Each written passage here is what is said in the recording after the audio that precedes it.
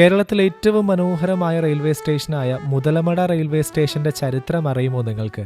Video ഒന്ന് മുഴുവൻ കാണണേ, പറഞ്ഞുതരാം. പാലക്കാട് സന്ദർശിക്കാൻ വരുന്നവർ തീർച്ചയായും കണ്ടിരിക്കേണ്ട സ്ഥലമാണ് ഈ ഒരു റെയിൽവേ സ്റ്റേഷൻ.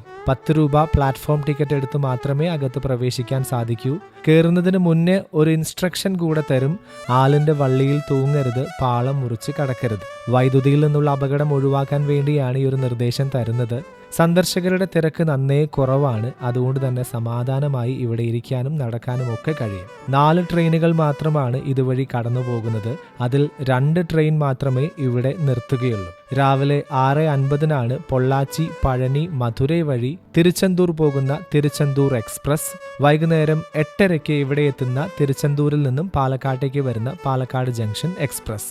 രാമേശ്വരം വരെ പോകുന്ന അമൃത എക്സ്പ്രസും പാലക്കാട് നിന്നും ചെന്നൈക്ക് പോകുന്ന ഒരു ട്രെയിനും ഇതുവഴി കടന്നു പോകുന്നുണ്ട്. എങ്കിലും ഇവിടെ സ്റ്റോപ്പ് ഒന്നുമില്ല. 1898 ബ്രിട്ടീഷ് ഭരണകാലത്താണ് ഈ സ്റ്റേഷൻ പ്രവർത്തനം ആരംഭിച്ചത്. പാലക്കാട് പൊള്ളാച്ചി മീറ്റർ ഗേജ് പാതയിലെ ഈ സ്റ്റേഷൻ മധുരൈ ഡിവിഷന്റെ കീഴിലായിരുന്നു. തേയിലയും കാപ്പിയും ചെന്നൈയിലേക്ക് കൊണ്ടുപോകാനും തോട്ടം മേഖലയായ ഇവിടേക്ക് തൊഴിലാളികളെ എത്തിക്കാനും വേണ്ടിയാണ് ഈ സ്റ്റേഷനെ പ്രധാനമായും അന്നൊക്കെ ആശ്രയിച്ചിരുന്നത്. സ്റ്റേഷന്റെ അകത്ത് വളർന്ന് തലപൊക്കി നിൽക്കുന്ന അരയാൽ മരങ്ങൾ തന്നെയാണ് ഈ സ്റ്റേഷനെ മറ്റുള്ളവയിൽ നിന്നും വ്യത്യസ്തമാക്കുന്നത്. നിരവധി മലയാളം, തമിഴ് ചിത്രങ്ങളുടെ ലൊക്കേഷനായതും ആ ഭംഗി കൊണ്ട് തന്നെയാണ്. 2015 സ്റ്റേഷന്റെ നവീകരണത്തിന്റെ ഭാഗമായി അരയാലുകൾ മുറിച്ചു മാറ്റാൻ ശ്രമിച്ചെങ്കിലും നാട്ടുകാരുടെ പ്രതിഷേധം കണക്കിലെടുത്ത് അത് ഒഴിവാക്കുകയായിരുന്നു. എന്നാൽ മറ്റ് നവീകരണങ്ങൾ സ്റ്റേഷന്റെ ഗ്രാമീണ സൗന്ദര്യത്തിന് മാറ്റം വരുത്തിയിട്ടുണ്ട്.